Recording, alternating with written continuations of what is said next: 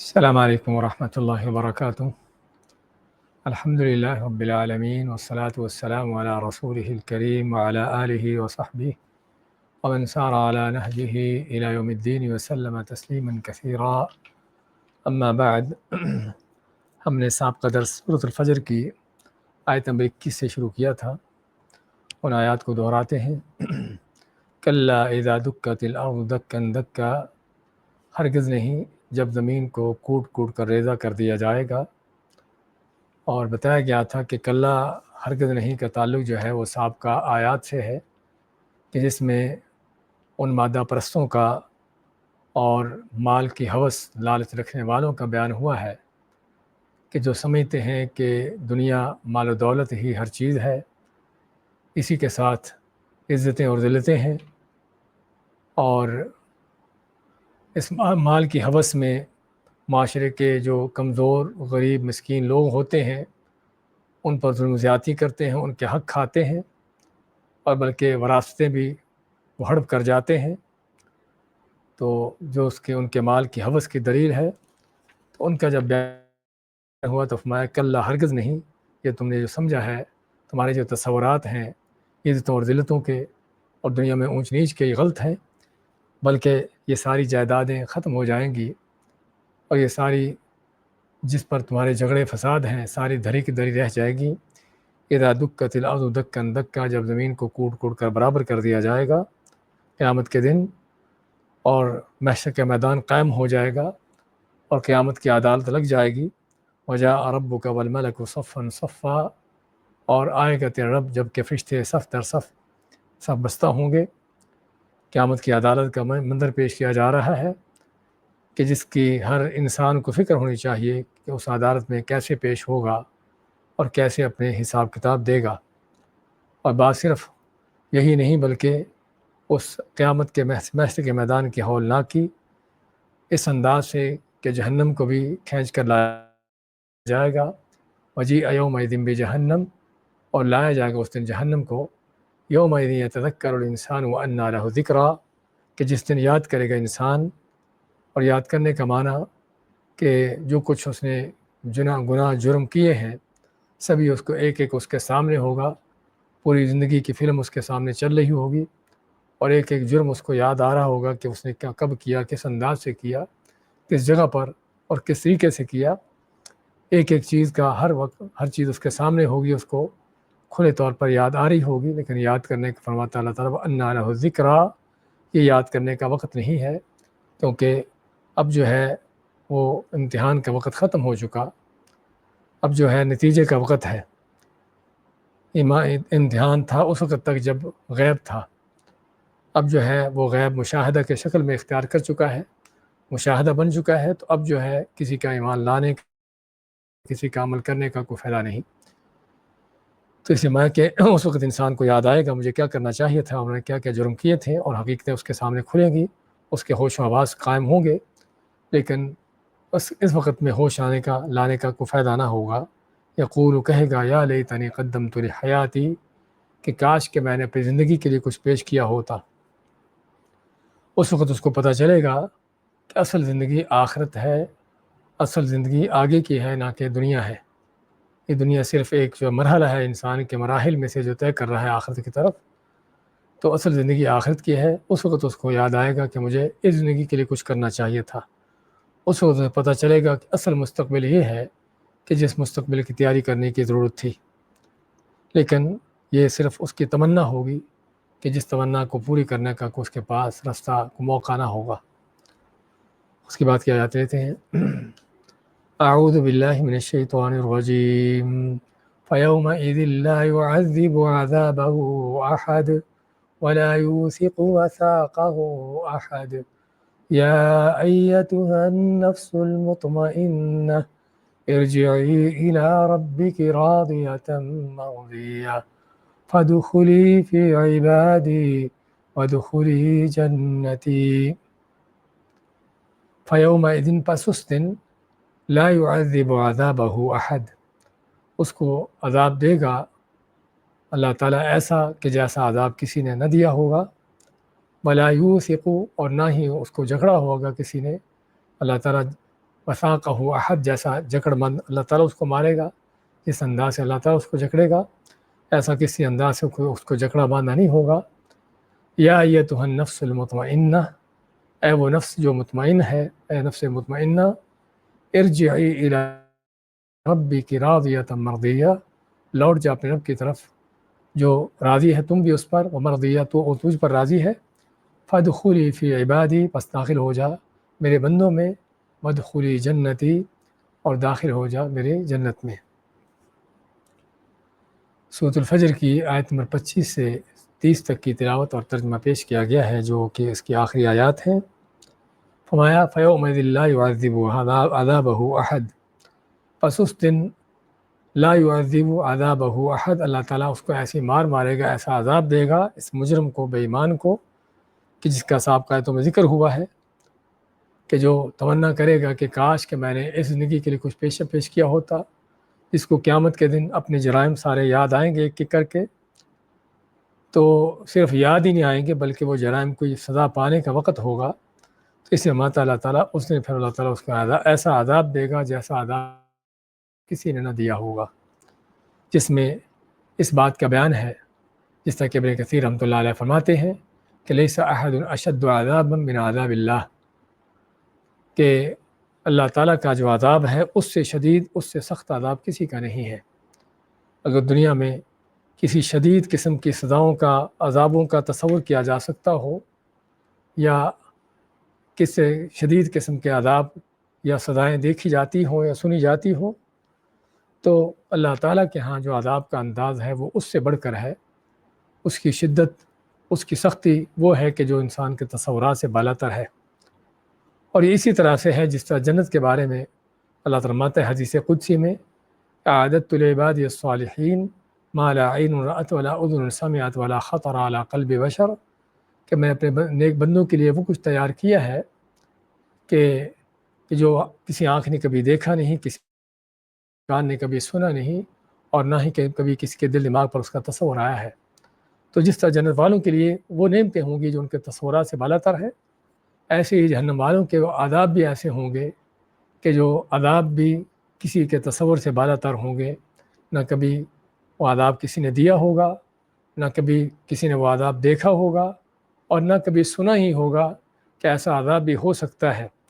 और बल्कि कभी किसी के तसव्वुर में भी नहीं आया होगा कि ऐसा भी आदाब हो सकता है, जिससे अल्लाह के आदाब की शिद्दत का अंदाज़ा होता है। और इसी चीज़ को अल्लाह ताला सूरत अल-अनकबूत में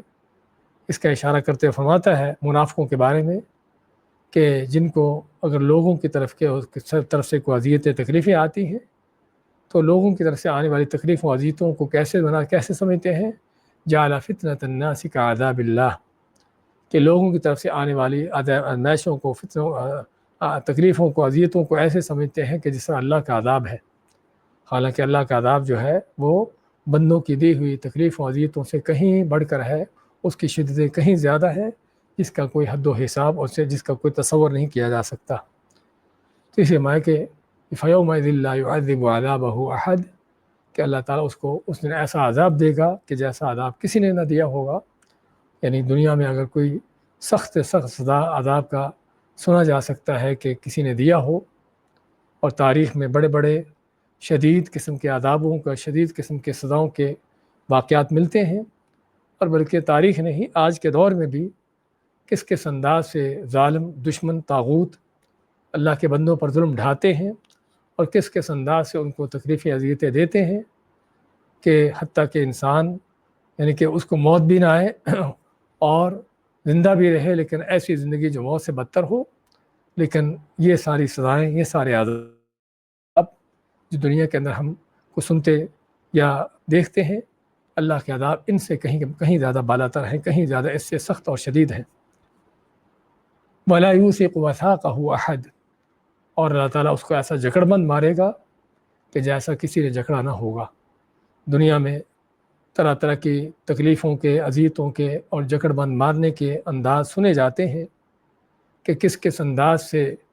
दुनिया के ताग़ूत और ज़ालिम लोगों को, बंदों को जो है किस किस अंदाज़ से उनको अज़ियतें देते हुए उनको बांधते हैं, उनको जकड़ते हैं, उनके हाथों पाँव को किस अंदाज़ से باندھ دیتے ہیں، کس انداز سے گردنوں کے اندر توق ڈال کے ہاتھ اس کے اندر جکڑ دیتے ہیں، اور بندے کو حرکت کرنے کی بھی اس کے پاس وقت اور اس کے پاس اس کا موقع بھی نہیں ہوتا، حتیٰ کہ اس کے سانس لینے کا موقع بھی نہیں ہوتا۔ ایسے ایسے ان کے زندان میں ٹھونستے ہیں، ایسی ایسی تنگ جگہوں میں ان کو ٹھونستے ہیں۔ تو اللہ تعالیٰ فرماتا ہے کہ اللہ تعالیٰ ان مجرموں کو، ان ظالموں کو، ان طاغوت و بے ایمانوں کو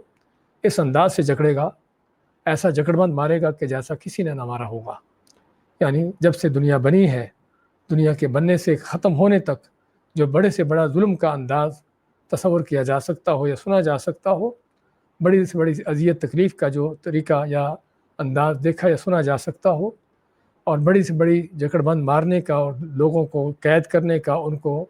یعنی کہ ان کے اوپر زنجیریں ڈالنے کا جو طریقہ اور سنا اور دیکھا جا سکتا ہو، اللہ تعالیٰ مجرموں کو اس سے کہیں بڑھ کر جکڑے گا، جسے پتہ چلتا ہے اور جس سے بلکہ سبق حاصل ہوتا ہے دنیا کے طاغوتوں کو، فرعونوں کو، کہ وہ جو آج اللہ کے بندوں کے ساتھ اس طرح کے ظلم کر رہے ہیں، ان کو تکلیفیں دے رہے ہیں، زندانوں میں ٹھونس کر ان کو طرح طرح کی اذیتیں دے رہے ہیں، اور طرح طرح کے ان کو زنجیریں باندھ کر، بیڑیاں ڈال کر، اور کس انداز سے ان کو جکڑ بند مارتے ہیں، تو ان کو ان جکڑ بندوں کے لیے تیار ہونا چاہیے جو اللہ نے ان کے لیے آخرت میں قیامت کے لیے تیار کیے ہیں۔ اس کے لیے ان کی تیاری کرنا چاہیے ان کو اپنے آپ کو، کہ وہ آگے ان کے لیے کیسے کیسے جکڑ بند اللہ کی طرف سے تیار شدہ ہیں۔ ابن کثیر رحمۃ اللہ علیہ فرماتے اسی موقع پر کہ لیس احد قبضا اشد قبضا ووثقا من زبانیۃ النار، کہ اللہ تعالیٰ نے جہنم کے جو داروغے رکھے ہیں، مقرر کیے ہیں، ان داروغوں سے بڑھ کر کوئی کسی کو جکڑنے والا، بند کرنے والا، ان کو یعنی کہ ان کو جکڑ بند مارنے والا نہ ہوگا۔ کیونکہ جہنمیوں کو قیامت کے دن کیا ہوگا کہ ان کو زنجیروں کے اندر پرویا جائے گا، جس طرح کہ سورۃ الحاقہ میں اللہ فرماتا ہے ثم فی سلسلۃ ذرعها 70 ذراعا فاسلکوہ۔ اللہ فرمائے گا مجرموں کے بارے میں، خذوہ فغلوہ، کہ پکڑو ان کو جکڑو، اور غلال کہ ان کے گردنوں میں توق ڈالنا، کہ جو توق جو ہے گردن اور دونوں ہاتھوں کو اس توق کے اندر جکڑا ہو۔ ثم فی سلسلۃ ذرعها 70 ذراعا فاسلکوہ، پھر اس کو ایسی زنجیر میں پرو دو کہ جو 70 ہاتھ لمبی ہو، اور مجرموں کو ایک ساتھ ایک دوسرے کے ساتھ ان کو جو ہے پرویا جائے گا، ان کو ایک دوسرے کے ساتھ جو ہے جکڑا جائے گا، اور پھر ان کو جہنم کی آگ میں گھسیٹا اور کھینچا جائے گا، ان کے منہوں کے بل، ان کے چہروں کے بل، اور پھر دہکتی آگ میں ان کو جلایا جائے گا۔ تو یہ وہ اللہ کے عذابوں کے ایک جھلک ہے کہ جو یہاں پر پیش ہوئی ہے ہر اس مجرم بے ایمان کے لیے، ہر اس طاغوت فرعون کے لیے، کہ جو اللہ تعالیٰ پر ایمان لانے کے لیے تیار نہیں، اور طرح طرح کے جرائم کر کے اپنے آپ کے لیے جہنم بھڑکا رہا ہے،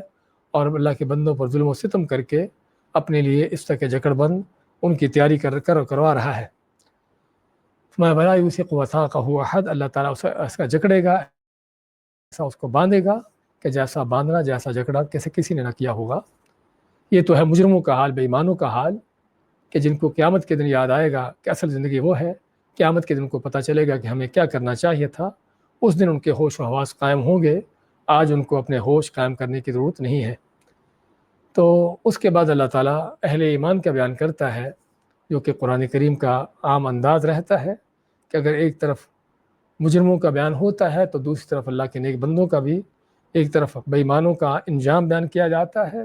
تو دوسری طرف نیک متقی پرہیزگار لوگوں کا بھی، ان کا بھی بیان ہوتا ہے کہ ان کے لیے اللہ کی طرف سے کیا انعامات ہیں۔ میں کہ یا ایتھا النفس المطمئنہ، اے وہ نفس جو مطمئن تھی۔ پہلی نفس جس کا ذکر ہوا ہے وہ نفس جو امارہ بالسوء ہے، کہ جو انسان کو گناہوں کا، برائیوں پر آمادہ کرنے والی اور جرائم اس سے کروانے والی، اس کا نفس، اب یہ نفس مطمئنہ ہے۔ نفس مطمئنہ کیا ہوتی ہے؟ نفس مطمئنہ کہ جو مختلف طرح کے صفات رکھنے والی، جس کے اندر مذکورہ صفات ہوں، کہ جس نے بغیر کسی شک و شبہ کے اللہ تعالیٰ پر پورے اطمینان سے اللہ پر ایمان لائے، اللہ کو اپنا رب معبود مانا، اسی کی زندگی بھر عبادت کرتے رہے، اور اسی کے ساتھ اپنا تعلق اور اپنے ہر طرح کے تعلقات اسی کے ساتھ قائم کیے رکھے، اس کو چھوڑ کر کسی اور کی طرف نہ دیکھا۔ ہاں، یہ نفس مطمئنہ کی سب سے پہلی صفت، کہ جو توحید اور ایمان کی صفت ہے، کہ کہ جس میں خالص توحید اور سچا ایمان، اسی طرح نبیوں کی تعلیمات کی پیروی، انہوں نے اسی کو دین حق سمجھا اور اسی کے لیے ان کا دین تھا، اسی پر ان کی ساری عبادات تھیں اور اسی پر ان کا سارا اللہ تعالیٰ کو راضی کرنے کا انداز تھا۔ اللہ کی نبیوں کی تعلیمات اپنی طرف سے نہ کوئی دین گھڑا، نہ کوئی بدعات خرافات ایجاد کی، بلکہ اللہ کے اور نبی صلی اللہ علیہ وسلم کے اسی دین پر چلے کہ جو اللہ تعالیٰ نے انبیاء کو دیا تھا، اسی کو دین حق سمجھ کر اس پر چلے۔ اسی طرح اللہ تعالیٰ کے ہر حکم کو، چاہے وہ نفس کے اوپر انسان کو مشکل بھی لگتا ہو، اس کو بخوشی قبول کیا، اس کو مانا، اور بلکہ اللہ تعالیٰ کی ان عبادتوں کے اندر ہی لذت محسوس کی، جس طرح کہ نبی صلی اللہ علیہ وسلم کا فرمان جعلت قرۃ عینی فی الصلاۃ، کہ میرے لیے آنکھوں کے ٹھنڈک نماز میں رکھی گئی ہے۔ اسی طرح نفس مطمئنہ ہر وہ نفس ہے کہ جو اللہ کی ہر نافرمانی کو اپنے لیے بہت بڑا جرم سمجھتا ہے، اس کو برائی سمجھ کر، اس کو جرم سمجھ کر اس سے بعد رہتا ہے، اس سے دور رہتا ہے، یہ ہے نفس مطمئنہ۔ اور اسی طرح نفس مطمئنہ کی یہ صفت ہے کہ وہ دین حق کے لیے ہر طرح کی بڑی سے بڑی قربانی دینے کے لیے بھی اپنے آپ کو تیار رکھتا ہے۔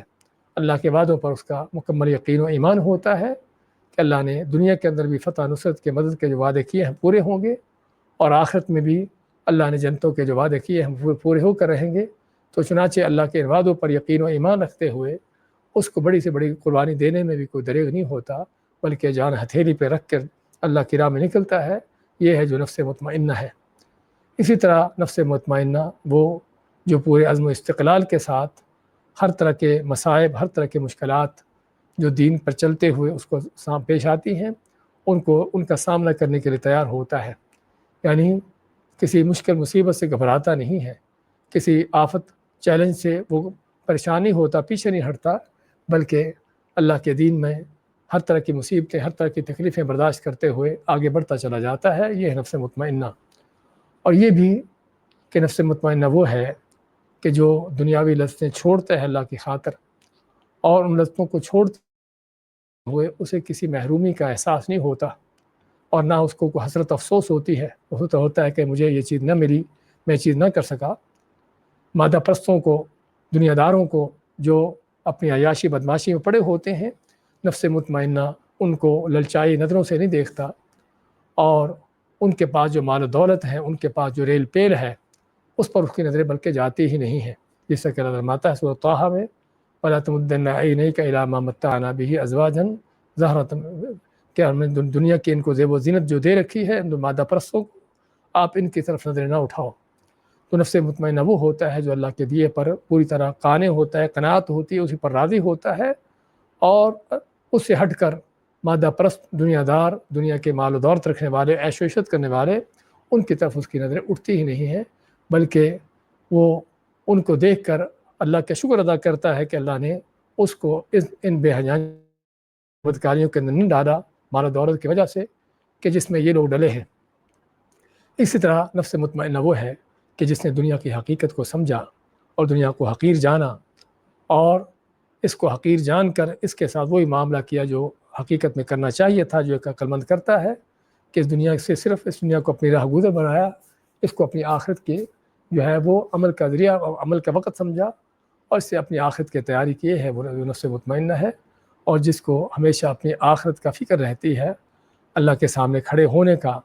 ہمیشہ اس کی تیاری میں رہتا ہے، اللہ کی قیامت کی اس عدالت میں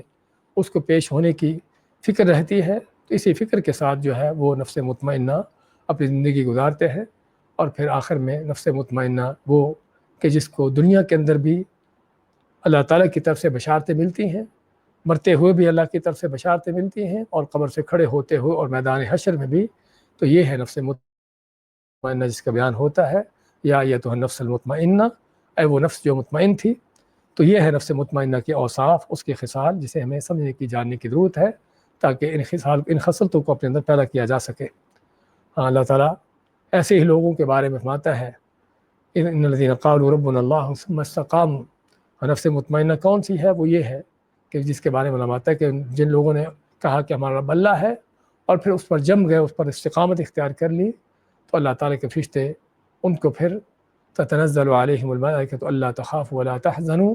اللہ کے فرشتے ان پر نازل ہوتے ہیں خوشخبریاں بشارتیں دیتے ہوئے کہ کس طرح کا غم نہ کھاؤ نہ پریشان ہو، اور یہ بشارتیں ان کو دنیا کے اندر بھی ملتی ہے، زندگی کے اندر بھی مختلف موقعوں پر اللہ کی طرف سے،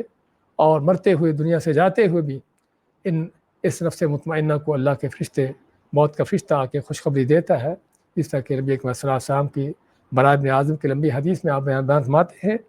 کہ نیک مومن آدمی جب دنیا سے جا رہا ہوتا ہے تو اس کا دنیا سے جانے کا منظر کیا ہوتا ہے کہ اللہ کا فرشتہ، موت کا فرشتہ اس کے پاس آتا ہے اور آ کر اس کو اللہ کی طرف سے خوشخبری دیتا ہے، یا ایتھا النفس الطیبہ کانت فی الجسد الطیب، اے پاکیزہ روح جو پاکیزہ جسم کے اندر تھی، نکل اپنے رب کی طرف، اپنے رب کی نعمتوں کی طرف، کہ جو رب تیرے اوپر بڑا راضی ہے، بڑا خوش ہے۔ تو یہ ہے نفس مطمئنہ کہ جس کو دنیا کے اندر بھی، دنیا سے جاتے ہوئے بھی اللہ کی طرف سے بشارتیں دی جاتی ہیں۔ یہاں پر بھی اللہ تعالیٰ اسی بشارتوں کا بیان کرتا ہے، ارجعی الی ربک راضیۃ مرضیہ۔ اس طرف سے مطمئنہ کو کہا جاتا ہے کہ لوٹ جا اپنے رب کی طرف، کہ جو تو اس پر راضی ہے وہ تجھ پر راضی ہے۔ ہاں، اس کو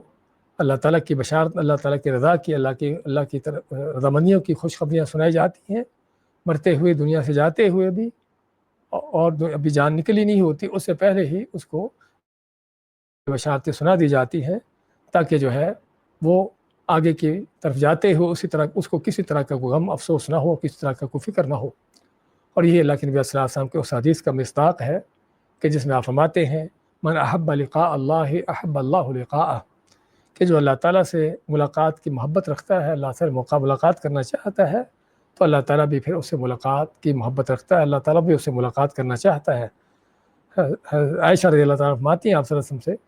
کہ سبھی، ہر ایک کو موت سے نفرت ہے، ہر ایک موت سے ڈرتا ہے، چاہتا ہے کہ زندگی ہو، زندگی ملے، موت کو کوئی بھی نہیں چاہتا کہ موت آئے۔